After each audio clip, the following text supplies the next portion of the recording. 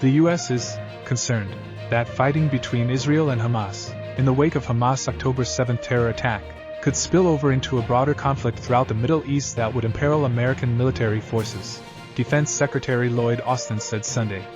We're concerned about potential escalation. In fact, what we're seeing is the prospect of a significant escalation of attacks on our troops and our people throughout the region. Because of that, we're going to do what's necessary to make sure that our troops are in the right position, they're protected, and that we have the ability to respond. Austin's comments come as officials say Iranian proxies have attacked U.S. military bases in Iraq and Syria.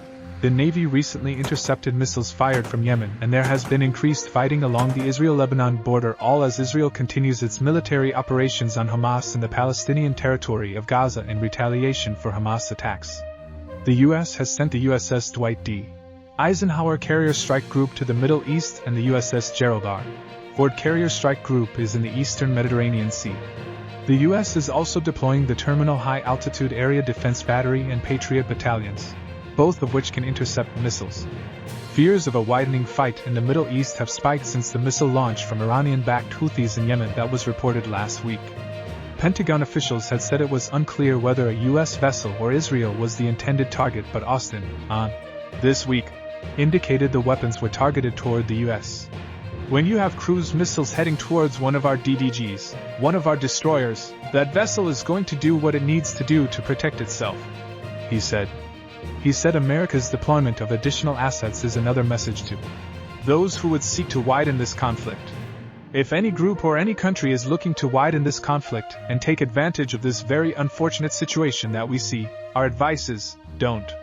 We maintain the right to defend ourselves, and we won't hesitate to take the appropriate action, Austin said. He said the U.S. will continue to give Israel the military resources it needs while advising them to follow the laws of war and take steps to protect civilians in Gaza.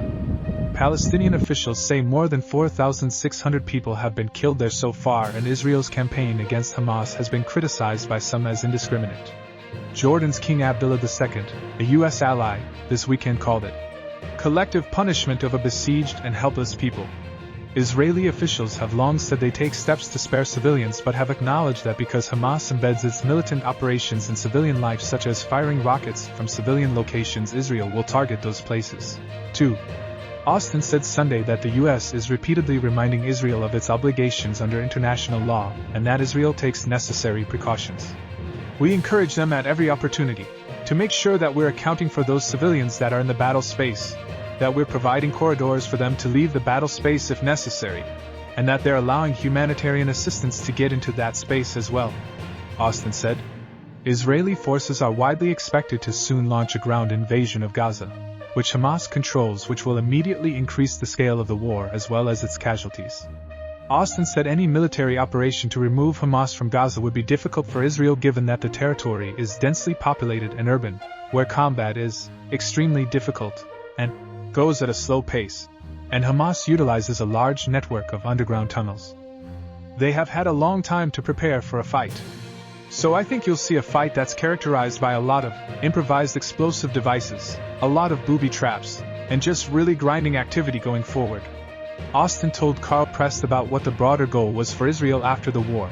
Austin said the solution would have to be systemic and aimed at broader social and political reforms to resolve the decades-long enmity between Israelis and Palestinians. At the end of the day, Israel wants Hamas to be gone from Gaza. What does it transition to? Left to be defined.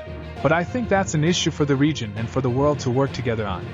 Hamas is not only just an organization, it's an ideology, Austin said. It's an idea. It's a bad idea, he said of Hamas, which governs Gaza. And the way you defeat a bad idea is with a better idea. And I do think, going forward, the community needs to work together to address the underlying causes of instability here. And until we do that, then I think we're going to continue to have challenges. But I think the Israelis understand that.